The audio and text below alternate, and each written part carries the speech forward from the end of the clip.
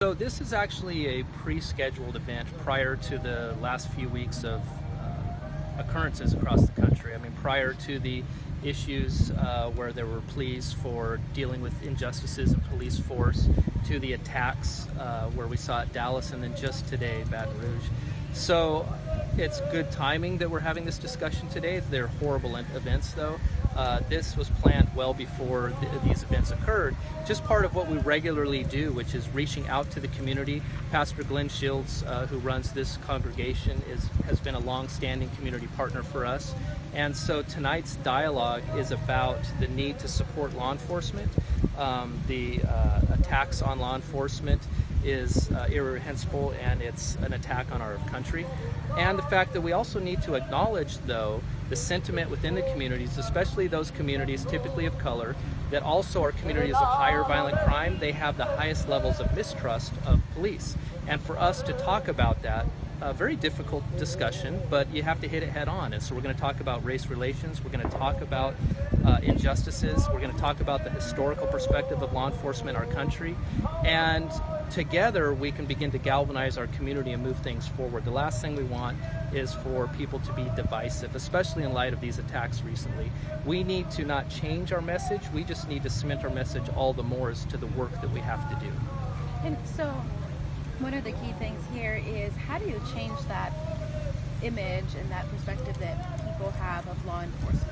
Well, it's decades and decades in the making. So if we talk about the historical perspective of policing, we know that police departments, law enforcement, is the enforcement arm of government. So if we go back to the disparities that have occurred, especially with race, over the decades, that's how long it has occurred, and that is how deep-rooted it is within the communities. So there is a lot of work to be done. What we can do is institutionalize within our police department how we do policing to try to build better trust. We still have to be enforcers. We have a job to do. We have to enforce the law. But it's not so much us reducing crime rates that gives the public confidence in us. It's how we do our job. Do we treat people with fairness, respect, dignity? Do we have to use force sometimes? Absolutely. But are we doing it in a constitutional process? So what we can do on our side is the highest levels of training, following what we call principled policing, which has received statewide and national recognition by the Attorney General with the state and the Attorney General for the United States as the type of policing we need to move our country forward. American policing is really at a pivot point.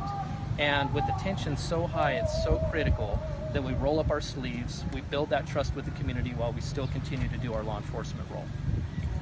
And then are you implementing the 2 officers?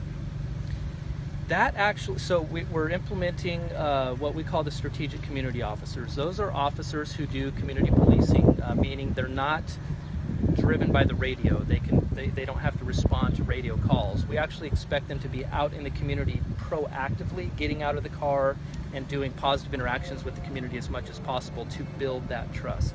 That's their primary goal. They'll still do enforcement of laws as it comes up, but they're to work with the community on their quality of life issues. And when that type of policing occurs, it builds trust, it solves more crime is reported, we can also, it's safer for everybody. And so that type of policing is not just a program, it's a philosophy you have to do within your entire department. But there's a certain amount of staffing you need to have every officer do that. So based on our staffing model, we're rolling out these officers in pairs in a couple high-need neighborhoods throughout our community because we feel it's important to make a difference. And we've been planning that for about a year. We're just starting to roll out some of it right now. And when it comes to, I mean, there's good apples and there's bad apples out there.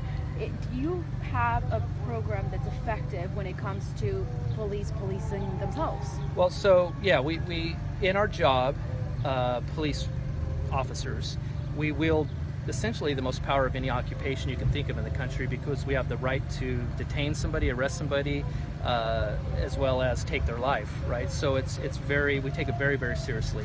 From our hiring standards, we cannot lower our hiring standards. We have to get high caliber officers that have a high amount of emotional intelligence. We have to train. We have to also connect the officers with the community so they know whom they're policing and they develop a relationship. And we also have to have levels of accountability. We have a fully functioning body-worn camera project. We have an internal affairs that investigates allegations of misconduct. All of those things are very critical because we have to have credibility and legitimacy in the eyes of the community. But we have to also keep in mind we're seeing some very large travesties across the country, but it's a very, very small percentage, especially if you account for the fact that there are 18,000 law enforcement agencies in America. And so there will be incidents that pop up that may be horrible but might not represent, and they absolutely don't represent, the entire law enforcement community. There are thousands upon thousands of law enforcement officers that are doing an outstanding job every day.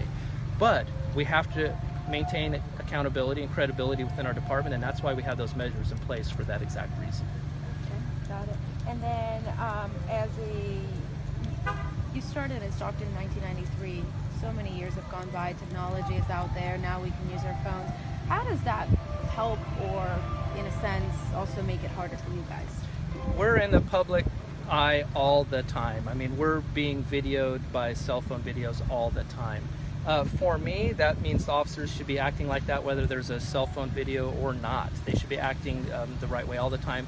But if you look at our body-worn camera program, those cameras are there for a reason. In fact, I think it means a lot that our police union embraced it without any resistance at all, because they also wanted the body-worn cameras. My officers wanted them, the public wanted them. Why? Because everybody benefits from them. It's an extra piece of evidence that can show what happened during an incident, during an altercation. So we want those cameras as well, because sometimes some people take little pieces of an incident and only show one part, maybe even edit a little bit. So I mean, we need to have our evidence as well.